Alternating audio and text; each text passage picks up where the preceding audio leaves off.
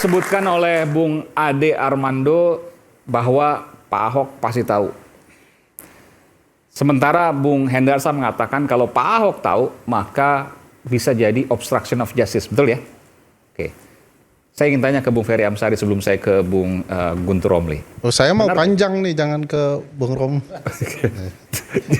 Intinya aja, jangan terlalu panjang. Intinya aja. Ya, pertama, tujuan orang korupsi itu dalam berbagai studi ya, itu ya. Pertanyaannya benar. Kalau obstruction of justice, sabar. Obstruction of justice. Sabar sampai nggak boleh langsung loncat saya menjelaskan. Jadi karena ada korupsi by greed gitu ya, sudah bisa dipastikan fenomena ini sebagai korupsi karena kerakusan, greedy ini. Betapa besarnya uang negara yang dirugikan.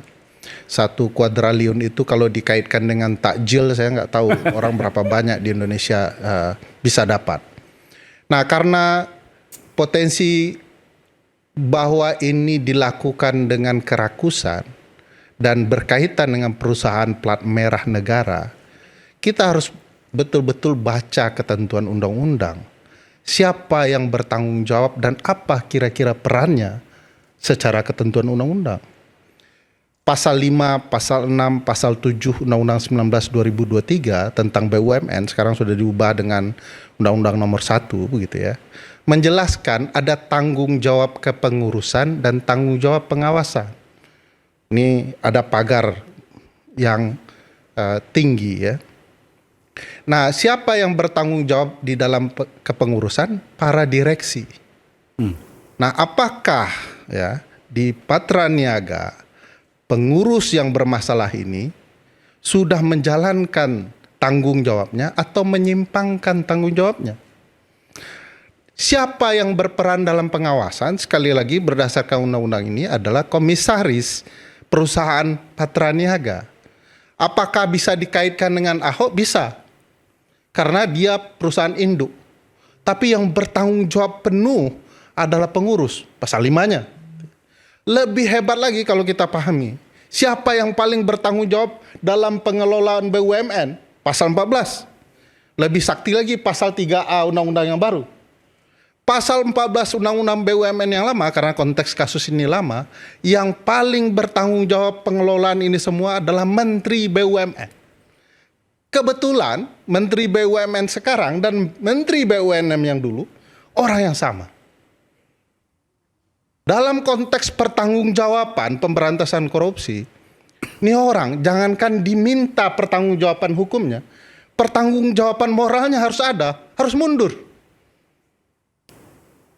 Menteri yang disukai oleh Bang Ade atau tidak, saya tidak tahu, tapi dia sama sekali tidak menunjukkan konsep pertanggungjawaban pejabat negara dalam konteks ini. Anak buahnya maling habis-habisan. 190 triliun kalau dikomplitkan kerugian Mohon keuangan. maaf Bung Ferry, bukan hanya satu loh ya. Ya. Di banyak BUMN kan terjadi akhirnya. Oh iya Bang. Kita fokus ke sini dulu. Kalau kerugian keuangan negara yaitu 1 kuadriliun itu dipikirkan apa yang bisa dilakukan, saya tidak terbayang berapa kali pemilu kita bisa lakukan. Kita bisa ganti-ganti presiden gitu ya. Tapi sekali lagi kita harus pahami konteks tabiat korupsi ini. Kalau mau kita bagi ya konsepnya, kan ada ya political corruption. Sifatnya adalah kekuasaan yang disimpangkan untuk mendapatkan keuntungan pribadi. Bang Rey benar sekali, keuntungan pribadi dalam kasus korupsi tidak hanya di Indonesia Bang Rey, semuanya. Kalau sudah bicara political corruption, pasti tidak sendirian. Tidak mungkin sendirian. Di mana uang 190 triliun itu disimpan? Di sebuah perusahaan gitu ya. Kalau tidak semua orang terlibat, sulit sekali. Jadi untuk menutupi ya maling besar ini, semua orang harus diupayakan terlibat. Bang Rey bayangkan ada orang yang berkuasa penuh, tapi seolah-olah tidak tahu. Itu konteks pasal 14, pasal 5, itu jadi aneh. Nah, saya agak memikirkan jangan-jangan dalam kemelut kasus korupsi politik seperti ini selalu temanya mau dialihkan. Kebetulan Pak Ahok ini suka ngomong kan. Dan biasanya orang tidak nyaman kalau ditembak omongan Pak Ahok. Ini tepat kita bawa orang ini untuk mengalihkan cerita substansial. Siapa pelaku maling sesungguhnya dan siapa yang paling bertanggung jawab Jadi menurut ketentuan. Ahok dimunculkan hanya untuk mengalihkan siapa-siapa yang sesungguhnya berbuat korupsi. Ada yang memancing, banyak itu dalam praktik-praktik ya, pengalihan isu dalam kasus korupsi ya. Nggak ada meyakini itu. Tapi catatan saya mau kasih saya tidak mungkin perlu dipahami bahwa semua orang potensial dalam lingkaran yang sama itu terlibat. Pertanyaannya, kenapa hanya fokus ke Ahok? Kalau ketentuan undang-undangnya bicara yang lain. Saya sepakat saja Pak Ahok diperiksa yang memang harusnya diperiksa. Kan tidak mungkin orang bersuara tidak diperiksa. Tapi pertanyaannya, orang menurut ketentuan undang-undang yang bertanggung jawab siapa? Juga diperiksa dong. Kalau pakai undang-undang BUMN yang baru, Bang Ade lebih sakti lagi. Pasal 3A itu. Pak Presiden yang bertanggung jawab. Ini karena mau menjelang Danantara ya. Mau uang ini jauh lebih besar gitu ya. Harus ada pelindung raksasa juga. Supaya maling-malingnya itu terselamatkan lah, kurang lebih begitu ya. Dalam konteks ini menurut saya, kalau mau bicara obstrak, ini banyak yang obstrak nih. Apakah Pak Ahok menyembunyikan sesuatu yang dia ketahui? Karena unsur pasal 21 Undang-Undang Tipikor itu harus ada unsur kesengajaan. Untuk menyembunyikan, menutupi, ya, tadi kalau melawan, Bung Ferry, kalau saya sampaikan baik langsung atau tidak langsung. Bung Ade meyakini bahwa Pak Ahok tahu banyak karena apa yang kemudian secara komunikasi dianalisis oleh Bung Ade. Apakah itu bukan? Saya tanya balik Bang Mas Aiman, saya tanya balik Bang Ade. Kalangan penyidikan. Mana yang lebih tahu banyak, Pak Ahok atau Pak Erick Thohir? Ya, pertama saya harus tegaskan. Enggak, secara hukum. Enggak, ini penting nih. Saya tidak sedang menuduh bahwa Pak Ahok ini menutup-nutupi dengan sengaja. Tapi tahu banyak. Ya, dia tahu banyak, tapi dia tidak mengungkapkannya. Ada pertanyaan. Dan kalau tahu banyak menurut Bung Hendarsam tadi adalah obstruction of nanti dulu. hal-hal penyidikan. Nanti dulu. Kalau dia tahu banyak, tapi dia sebetulnya takut untuk mengungkapkannya, itu saya yakin bukan obstruction of justice kan? Ya kan? Karena kalau kan ada selalu niat jahat ya. Ya. Nah, kedua saya belum sampai sebenarnya Bang Ade sudah bantah. Tidak bantah. Saya mau bilang bahwa supaya jangan sampai ada orang menyangka bahwa saya itu menuduh Ahok menutup-nutupi kejahatan. Enggak, saya nggak bilang gitu ya. Saya merasa bahwa dia tahu tapi tidak dia ungkapkan dan karena ada satu hal. Saya duga ada yang mengancam dia. Menjadi penting. Nah, kedua adalah kalau Anda tanya tentang lebih tahu mana Bang Ade, siapa yang lebih bertanggung jawab? Bang Ade. Ya. Saya mau tanya, yang mengancam dia ini karena memang dia kader partai tertentu, kader PDI apa gimana ini? Karena tunduk harus sama partainya. Ini namanya mulai diajak berspekulasi. Padahal saya sudah sampai ke obstrak nih. Saya nggak tahu. Ya. Jadi obstrak itu ya tentu saja ada unsur kesengajaan dengan niat tertentu ya, menyembunyikan. Itu ancaman hukuman berapa tahun? Menghalangi 3 tahunan. 3 tahun, oke. Tapi kalau nanti dilihat pasal obstrak di pasal 221 KUHP itu beda lagi itu ya. Bisa 12 tahun. Ya bisa kemana-mana. Ya. Luar biasa. Itu minimalnya ya. Nah saya mau mengatakan bahwa mengetahui belum tentu obstruction of justice. Ya tergantung niatnya. Kalau dia diancam, dia takut mau menghadapi mafia besar begitu ya.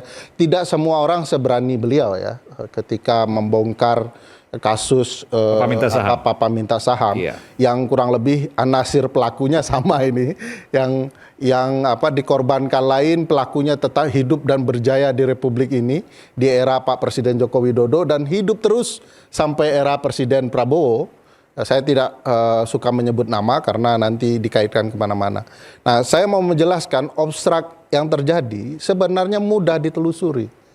Apakah Menteri BUMN sebagai orang paling bertanggung jawab menurut Undang-Undang BUMN menutupi, kalau dia mengetahui, menghalangi proses, tidak melaporkan, atau kemudian dia pura-pura ya bahwa dia tidak terlibat kalau seandainya terlibat.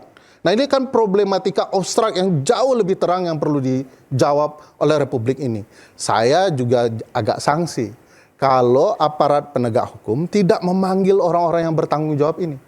Kalau dilihat konstruksi ketentuan undang-undangnya, kalau saya jaksa ya, saya akan panggil dulu tuh di pasal 5 seluruh direksi Pertamina panggil, seluruh pimpinan BUMN panggil. Anda proses seperti ini 190 triliun ini Anda tahu dari mana? Di mana Anda dikibuli sampai Anda tidak tahu uang sebesar ini? Mudah sebenarnya. Sabar Bang Hendarsam.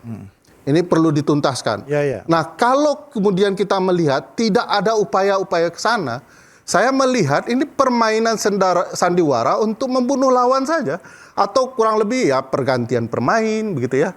Ini kan ribut-ributnya tinggi ya. Kalau di kasus beliau kan karena beliau yang mengungkapkan, ributnya tinggi luar biasa. Tapi kita bisa lihat Tapi diganti juga akhirnya. ya beliau diganti ya, karena orang jujur di Republik ini harus diganti. Orang yang tidak jujur yang harus dipertahankan ya. Nah, kita lihat kasus itu kan tidak berkembang. Bahkan orangnya duduk bersama presiden dalam meeting para pengusaha di Jepang gitu ya. Bukan di Jepang, di Indonesia dengan pengusaha Jepang. Anaknya sekarang terlibat. Wah, enak betul ternyata menjadi koruptor dan pelaku kerusakan Republik di negeri ini. Jadi Karena- maksudnya Pak Erick Thohir itu koruptor atau gimana ini maksudnya? Nah, Atau saya tidak anaknya mau Boy Thohir? menjelaskan ke Bung Hendersam kalau tidak nangkap poin yang saya sampaikan. Ya itu maksudnya kan. Saya mau menjelaskan ke publik ketemu saja. dengan orang-orang luar Anda Ya, sebut. kayak saya mau mengatakan di Dia kasus beliau itu ada anasir orang-orangnya Iya, yang sama iya. di sini, tapi diberikan tempat oleh negara gitu. Iya. Oke. Harusnya presiden minta maaf pernah mengundang orang itu di depan Maksudnya para anak yang pengusaha. tersangka ini. Tapi kan Iya, konteksnya kan Bukan berbeda. Pak Erick maksudnya, anak yang tersangka. Iya. Iya, anak yang tersangka. Oke. Nah, makanya saya tidak mau menjelaskan karena kurang nangkap gitu ya. Nah, kalau begitu harusnya negara sudah minta maaf. Pak Presiden tidak pernah minta maaf. Apalagi presiden yang lama ya. Kejahatan berlangsung di tempat dia tidak malah merasa baik-baik saja, malah membangun republik. Ini kesannya. Padahal pelaku korupsi terbanyak sepanjang sejarah kita adalah di eranya. Harusnya sudah minta maaf. Kita nggak pernah dengar. Ini gara-gara Bang Ren nyuruh saya milih orang ini. Ada orang yang tabiatnya mestinya bertanggung jawab. Nah, kita melihat nih arahnya ini mengorbankan pemain. Jadi, nasihat saya untuk Pak Sorom, bahwa siap-siaplah partai Anda dan Anda sedang dikorbankan. Nikmatilah genderang ini, mainkan perjuangan. Kalau beliau kan cukup menikmati ya. Ayo monggo, siapa yang mau menjelaskan saya sampaikan. Siapa pemain sesungguhnya, siapa pelakunya, apa yang sedang terjadi. Ini juga harus disampaikan oleh kubu oposisi ya. Apakah ini menembak sasaran kepada kadernya, ya, pelaku-pelakunya, atau sedang benar-benar ya, membongkar kejahatan di Republik ini. Dan jawabannya menurut Anda adalah? Menurut saya omong kosong. Saya mau tanya satu, boleh? Selepas jeda. Saya mau nanya, Bung Ferry, bagaimana melihat orang yang dianggap tadi menurut Undang-Undang BUMN paling bertanggung jawab dalam seluruh urusan BUMN ini, justru bertemu dengan Kejaksaan Agung? Oke, kita akan Ya, harus. jawab nanti selepas jeda. Tetaplah bersama kami di Saya Rai aja yang Bersuara. jawab.